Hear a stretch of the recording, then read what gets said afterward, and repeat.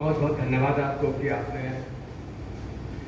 मुझे याद किया और सम्मान दिया यहाँ पर। हमारे मित्र हैं शंकर पांडे जी, जब मैं एमए में पढ़ता था तब से मेरे साथ हैं, तब से इनसे संपर्क। आज मिठौरिया जी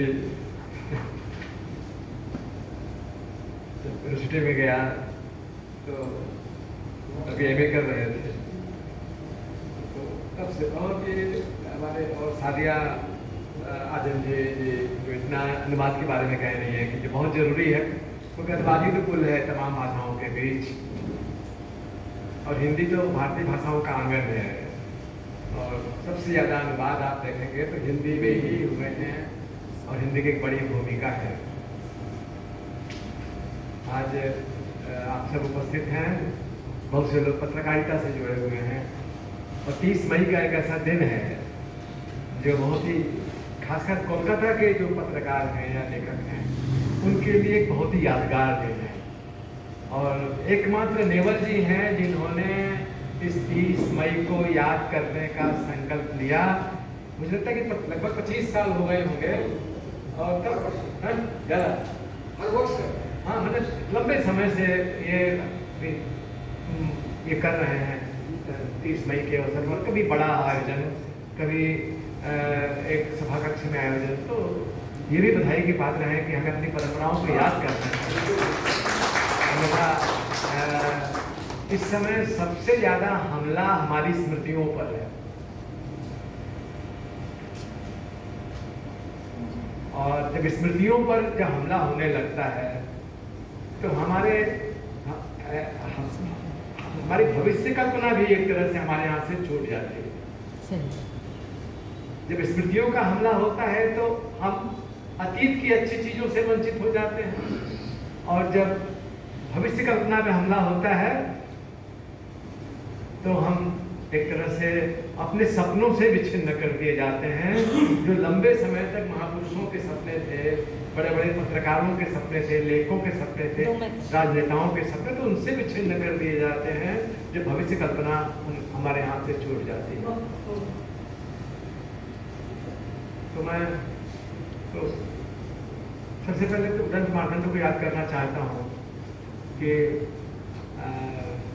बड़ा संघर्ष करना पड़ा यहाँ अमरतल्ला दिन से, कोल्लू टोला इलाके से उदंत मार्तंड शुरू करने में बड़ा संघर्ष करना पड़ा। जुगल किशोर शुक्ल को 1826 में निकाला उन्होंने। इसके 3 साल पहले उर्दू का पहला अखबार निकल चुका था, जामे जहान, 1823 में। और मजे की बात है कि हिंदी अखबार उदंत मार्तंड तो 1.25-2 साल में बंद हो गया, लेकिन जामे जहानुमा 22-23 साल तक उसके बाद चलता था। तो हिंदी पत्रकारिता को जगह बनाने में कितना जूझना पड़ा, पाठकों का समर्थन प्राप्त करने के लिए कितने प्रयास करने पड़े, कि हम उस युग के आंदोलनों से, संघर्षों से हम पा सकते हैं, समझ सकते हैं उस युग की घटनाओं से। मैं उदंत मार्तंड की एक खबर की तरफ ध्यान आकर्षित करना चाहता हूँ कि कैसे उदंत मार्तंड का दृष्टिकोण क्या था, नजरिया क्या, और आज कैसे एक बड़ा उदंत मार्तंड में एक समाचार छपा था, सर्पदंश के विष से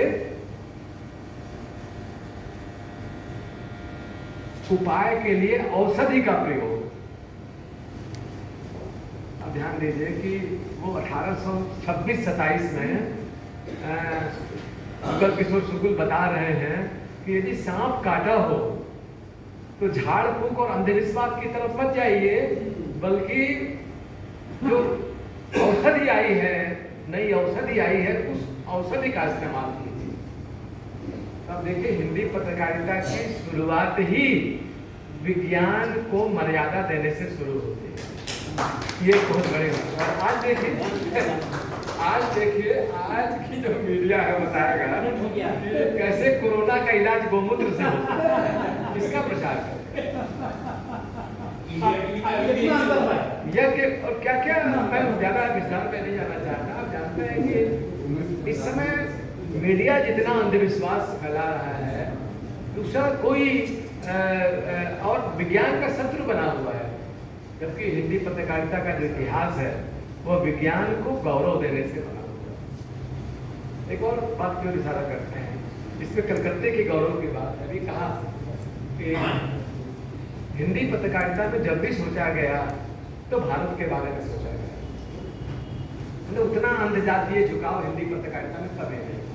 हालांकि जब जो हिंदी प्रदेशों से जो अखबार निकले, आप गौर कीजिए कि जो पहला अखबार हिंदी प्रदेशों से निकला बनारस अखबार, उसमें बनारस जुड़ा हुआ, बनारस अखबार। उसके बाद बिहार से एक अखबार निकला, उसका नाम था बिहार बंधु। और जिस समय बिहार बंधु का प्रकाशन हुआ, लगभग उसी के कुछ साल आगे पीछे कलकत्ता से अखबार निकला, उसका नाम था भारत मित्र। अब देखिए कि जब कलकत्ता से अखबार निकला तो उसका नाम भारत, मतलब उसमें भारत को लेकर चिंता थी। कोलकाता के पत्रकार को